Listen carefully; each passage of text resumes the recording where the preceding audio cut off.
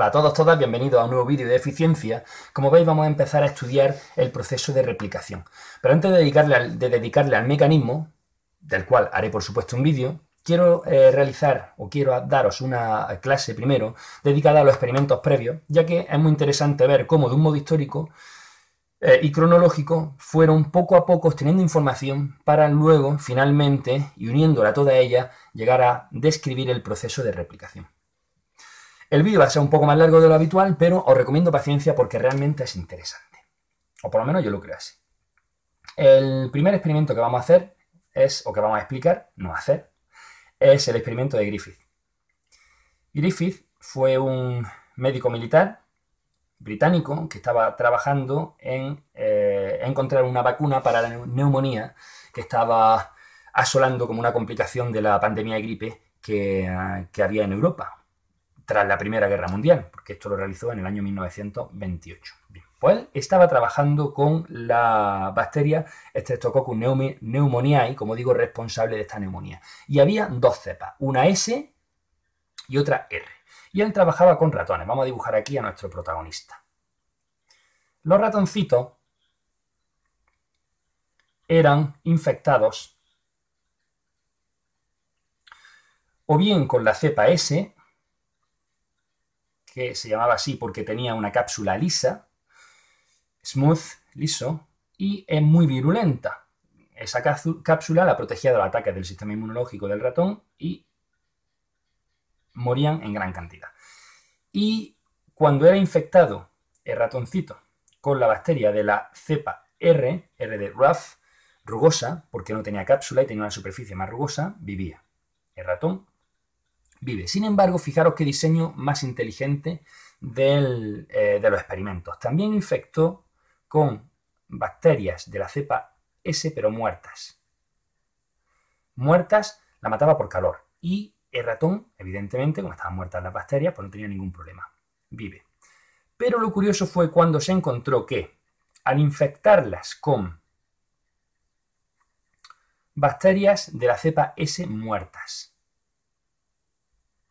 y con bacterias de la cepa R vivas, lo más normal es que el ratón hubiese vivido, es lo que esperaban. Sin embargo, el ratón muere. El ratón moría.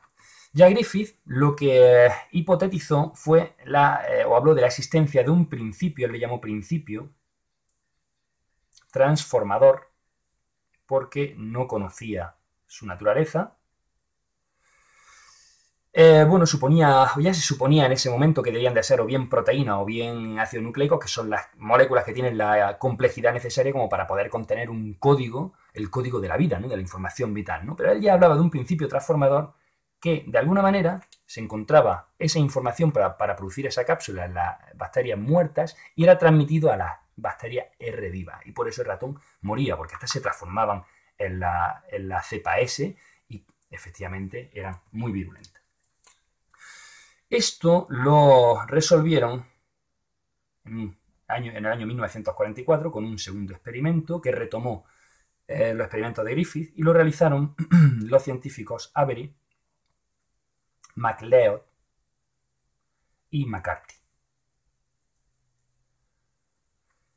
Como digo, lo realizaron en el año 1944 y lo que hicieron fueron aislando partes de esas bacterias de la cepa S y eran solamente la parte ya aislada, bien proteína, bien parte de la cápsula, probaron con un poco de todo, ¿no? De las proteínas que había en el núcleo y finalmente vieron que eran los extractos de esas bacterias de la cepa R muertas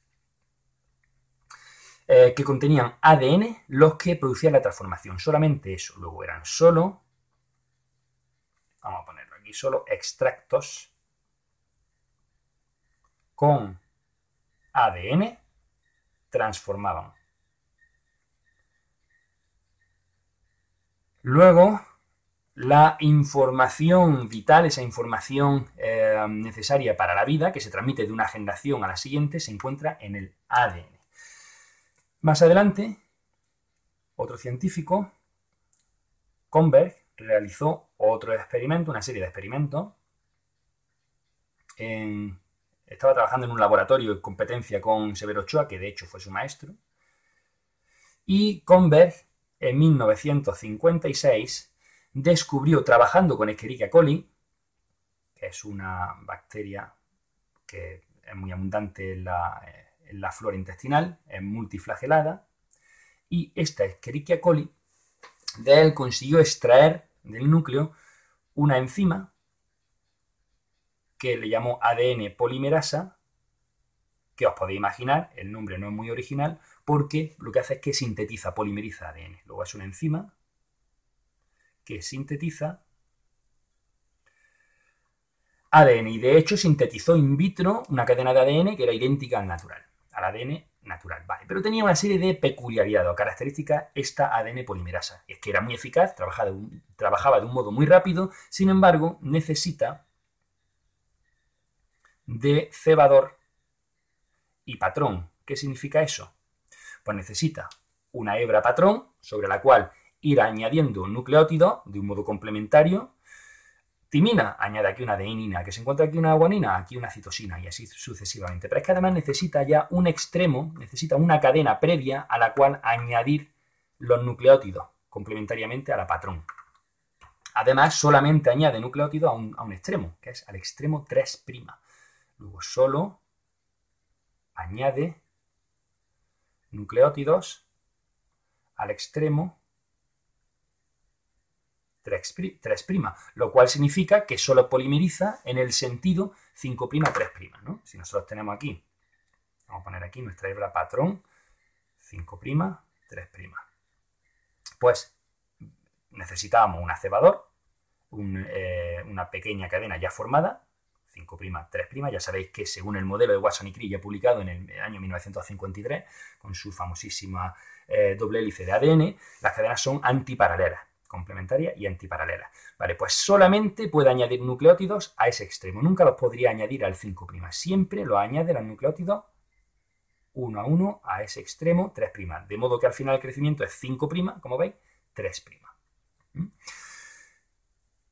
Es evidente, por tanto, que la nueva hebra formada será complementaria y antiparalela a la hebra patrón. Vale, seguimos con los experimentos. Tenemos que en el año 1957, un año después, aquí estamos en una época en la cual había una gran rivalidad entre los diferentes laboratorios, los más importantes del mundo, precisamente por hacerse, porque estaba todo a flor de piel, estaba todo a punto, ¿no? Por hacerse con los primeros en descubrir, ¿no? Bien, pues el experimento que vamos a describir ahora es el de Mendelssohn y Stahl. Y este experimento es curioso porque desde el mismo momento en el que en el año 1953, como he dicho, Watson y Crick propusieron su modelo de doble hélice del ADN, ya ellos dijeron que la replicación debía ser semiconservativa. ¿Eso qué significa? Vale, pues eso significa que si nosotros tenemos nuestra hélice de ADN doble, pues la semiconservativa habla de algo muy lógico, es decir, que ellos decían que estas cadenas, para la hora de replicarse, de producirse la duplicación de este ADN, se separarían las cadenas, y de cada cadena vieja, que serviría como patrón, se colocaría o se sintetizaría encima la nueva cadena que serviría como, sería la nueva hebra. Luego esta sería la hipótesis semiconservativa. Vamos a llamarle hipótesis 1. Pero no era la única. También estaba la hipótesis conservativa, que decía, bueno, ¿y por qué lo que ocurre no es que se separan las cadenas, se produce una replicación, pero luego las cadenas antiguas vuelven a juntarse y las cadenas nuevas se unen entre sí? De modo que tendríamos un ADN con las cadenas antiguas en un lado y las nuevas en otro. Vale, por eso se le llamó la conservativa. Pero había otra. Se decía, bueno, ¿y por qué lo que ocurre no es que diferentes trozos de ADN con cadenas nuevas y con cadenas viejas, pero completos, se encuentran en ambas hebras hijas? Algo así. Decía que podemos tener ese ADN, colocarlo aquí, con trozos dobles nuevos y viejos. Me ha salido regular, pero me entendéis, ¿verdad? Ahí está, vale. Nuevo y viejo en ambos. A esto se le llamó la hipótesis dispersiva. La tercera hipótesis. Bien, pues Mendelssohn y Stahl, aunque casi todo el mundo suponía que esta debía de ser, en ciencia no se supone, se tiene que demostrar. Vale, pues en el año 1957 demostraron con un experimento bastante interesante. Vamos a colocar este año aquí, que se vea mejor. ¿Cuál era la correcta? Y lo que hicieron fue, bueno, primero observaron que se cogían ADN y lo centrifugaban, se colocaba a una determinada altura en el tubo de ensayo según su densidad. Luego, por ejemplo, el ADN que tenía N14 en su composición, nitrógeno 14, que es el isótopo más natural más común, perdón, del nitrógeno, se colocaba ahí. Sin embargo, cuando se centrifugaba ADN de bacterias que se habían hecho crecer en un medio con nitrógeno pesado, el isótopo que tiene un neutrón más en su núcleo y que es y se llama por tanto N15, el isótopo del nitrógeno, como es más pesado, al centrifugarlo se colocaba de una parte baja, más baja, en ese tubo de ensayo. Vale, lo que hicieron fue colocar a bacterias que habían crecido en un medio con nitrógeno 15 durante varias generaciones, muchas generaciones, de modo que todo su ADN tenía nitrógeno 15, la dejaron media horita, que es lo que dura más o menos, lo que tarda en hacer una primera replicación, y la hicieron crecer en esa primera replicación en un medio con el isótopo natural del nitrógeno, con nitrógeno 14. Y lo que observaron fue que se colocaba, al centrifugar su ADN de esas bacterias nuevas, se colocaba en una zona intermedia del tubo de ensayo, ni 14 ni 15, algo intermedio. Luego correspondía a un nitrógeno híbrido 14-15. Con eso se descartaba la conservativa, porque la conservativa debería de haber aparecido el 14 y el 15. Esta primera replicación, sin embargo, no descartaba aún la dispersiva frente a la semiconservativa, pero ya veréis que la siguiente sí, porque en una segunda replicación, bueno, segunda y sucesiva, ya siempre se obtenía lo siguiente. En el tubo de ensayo se obtenía N14, de nuevo, y N14-15. Es decir, se volvía a obtener N14, por lo tanto la dispersiva ya desaparecía, ya no podía ser correcta al aparecer N14.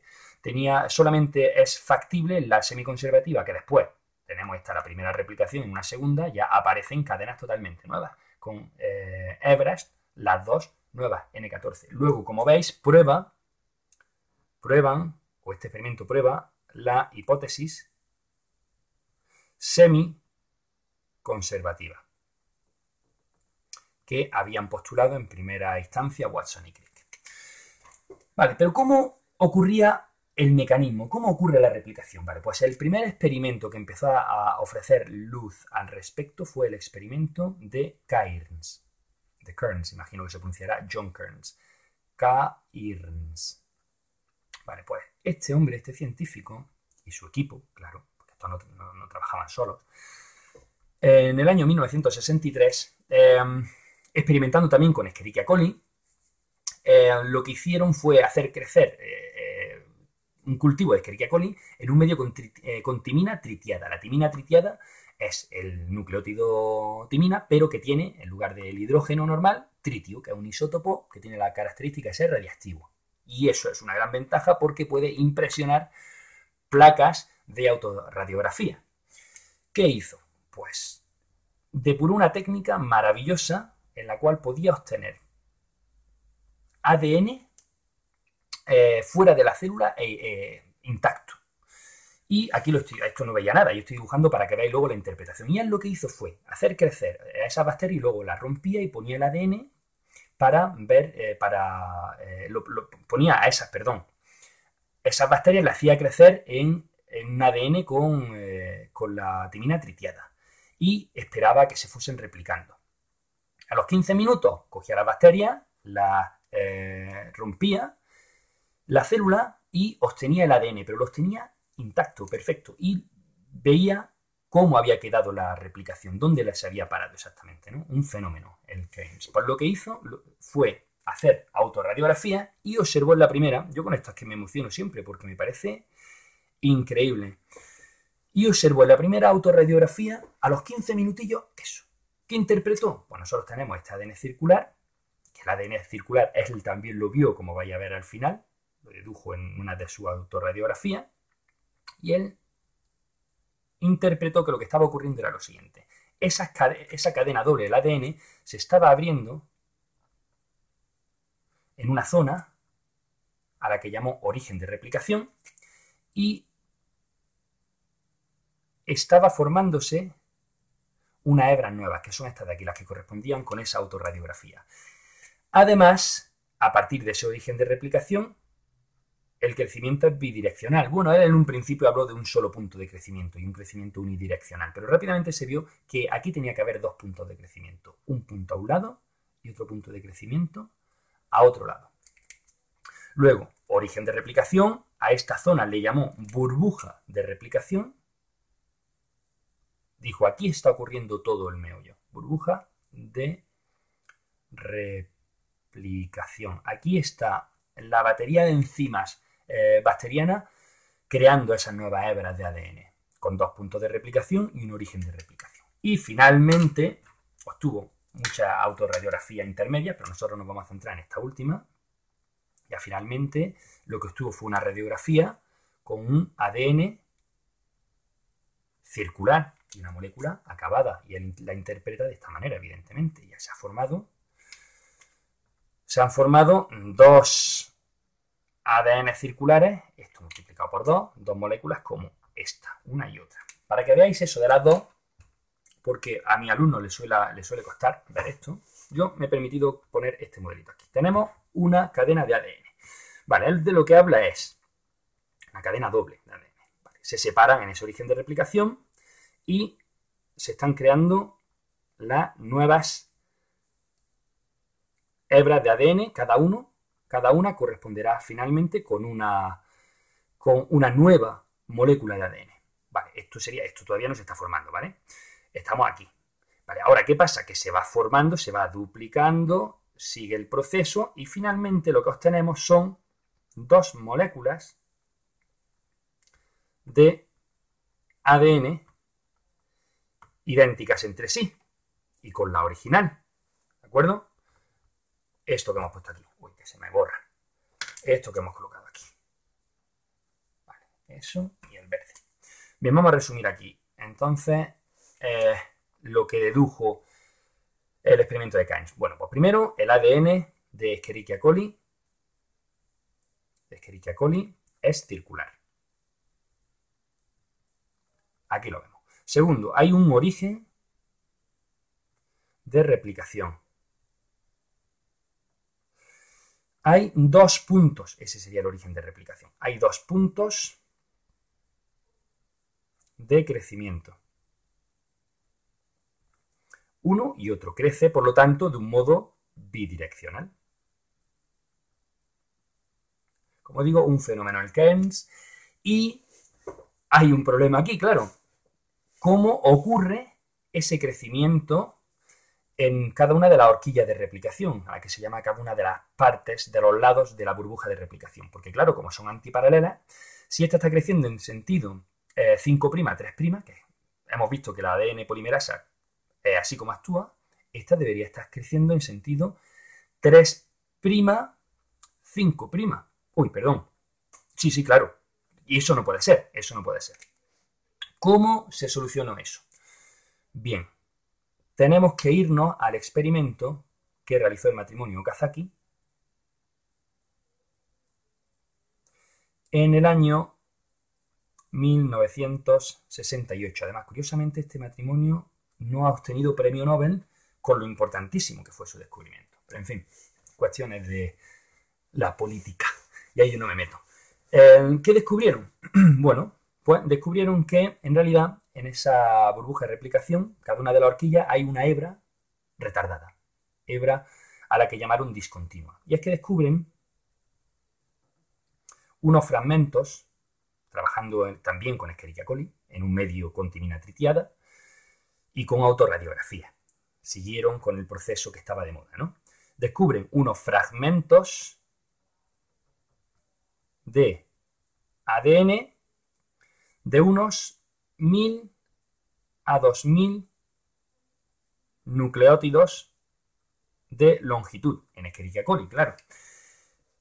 ¿Qué es lo que vieron aquí? Bueno, pues vamos a... ¿O qué interpretaron ellos con su autorradiografía y demás? Pues lo que voy a dibujar aquí.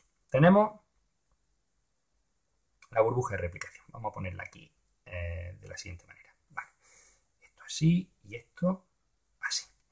Y si tenemos aquí el extremo 3', vamos a decir, pues este sería 5'. Si tenemos 5', este sería el 3'. Vale. Tenemos nuestro origen de replicación. Y tenemos una hebra que va a crecer en sentido 5', 3', antiparalelo a este de aquí, que era 3', 5'. En este caso tampoco hay problema, estaríamos también creciendo en sentido 5', 3', que es el sentido de crecimiento que Converse vio en la ADN polimerasa. Pero ¿qué ocurre con esta? Esta parece que está creciendo en sentido 3', 5', y eso no puede ser. Y está igual. Lo que vieron fueron esos fragmentos de Okazaki que se formaban en sentido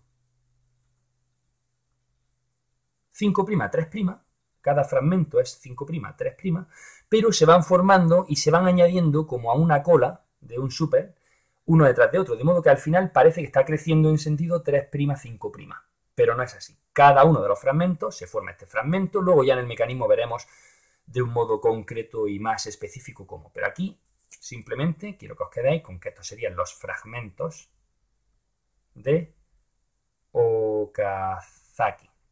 Y a esta hebra que se está formando, como se forma de un modo discontinuo, se le llamó hebra